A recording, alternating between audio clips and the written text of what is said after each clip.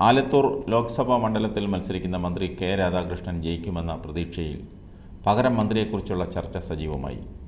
Sachin Dev, K Shanthakumari, OR Kelu എന്നിവരാണ് പരിഗണനയിലുള്ളത്. ഇതിൽ യുവമുഖമായ സച്ചിൻ ദേവിനാണ് മുൻതൂക്കം. കെ രാധാകൃഷ്ണന് പകരം പട്ടികജാതിക്കാരിൽ നിന്ന് തന്നെ പകരം മന്ത്രി വേണം. അതുകൊണ്ടാണ് സച്ചിൻ ദേവിനിലേക്കും ശാന്തകുമാരിയിലേക്കും കേളുവിലേക്കും ചർച്ചകളെത്തുന്നത്. മുഖ്യമന്ത്രി പിണറായി വിജയൻ്റെ മനസ്സാകും ഇവരിൽ ആർക്കാണ് നറുക്കു വീഴുക എന്നതിൽ നിർണായകമാകുന്നത്. അവസാന വാക്ക് പിണറായിയുടേതാണ്.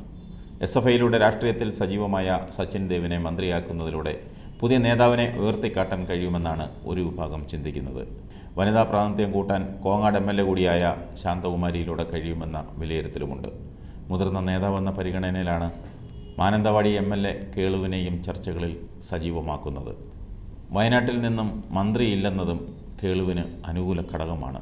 വയനാട്ടിൽ CPM കൂടുതൽ ശ്രദ്ധ കേന്ദ്രീകരിക്കാൻ ആഗ്രഹിക്കുന്നുവെന്നതും കേളുവിന് പിന്തുണയായി മാറിയേക്കും. ഇതിനൊപ്പം ആലത്തൂരിൽ കെ രാധാകൃഷ്ണൻ ജയിച്ചാൽ ചേലക്കര ഉപതെരഞ്ഞെടുപ്പിൽ മറ്റൊരു മുതിർന്ന നേതാവിനെ CPM മത്സരിപ്പിക്കാനാണ് സാധ്യത. AK ബാലനെ ഉൾപ്പെടെയുള്ളവരെ പരിഗണിക്കുന്നുണ്ട്. അങ്ങനെ AK ബാലൻ ജയിച്ചാൽ കെ രാധാകൃഷ്ണന് പകരം മന്ത്രിസഭയിൽ AK ബാലനെ ഉൾപ്പെടുത്താനും സാധ്യതയുണ്ട്. ഉപതെരഞ്ഞെടുപ്പിൽ CPM സ്ഥാനാർത്ഥിയുടെ വിജയം ഉറപ്പിക്കാൻ ഭാവി മന്ത്രിയാണെന്ന് പ്രചാരണവും നടത്താം. ചേലക്കരയ്ക്കൊപ്പം മട്ടന്നൂരിലും CPM ഉപതെരഞ്ഞെടുപ്പ് പ്രതീക്ഷിക്കുന്നുണ്ട്. വടകരയിൽ KK ശൈലജ ജയിക്കുമെന്ന് തന്നെയാണ് CPMൻ്റെ വിലയിരുത്തൽ. ലോക്സഭാ തെരഞ്ഞെടുപ്പ് ഫലം വന്ന ശേഷമേ ഉപതെരഞ്ഞെടുപ്പ് നടക്കാനിടയുള്ള മണ്ഡലങ്ങളിലെ സ്ഥാനാർത്ഥി ചർച്ചകളിലേക്ക് CPM കടക്കൂ. അങ്ങനെ മന്ത്രിസഭയിൽ മാറ്റമുണ്ടാകുന്നുവെങ്കിൽ മറ്റു ചില മന്ത്രിമാരെ മാറ്റി നിർത്തി പുതുമുഖങ്ങളെ മന്ത്രിയാക്കി മുഖം മിനുക്കുമെന്നാണ് ലഭിക്കുന്ന സൂചന. കൊല്ലം ലോക്സഭാ മണ്ഡലത്തിൽ സ്ഥാനാർത്ഥിയായിരുന്ന മുകേഷിന് വിജയിക്കാൻ സാധിച്ചില്ലെങ്കിൽ മന്ത്രിസ്ഥാനം കൊടുക്കുമെന്ന് നേരത്തെ പ്രചാരണമുണ്ടായിരുന്നു.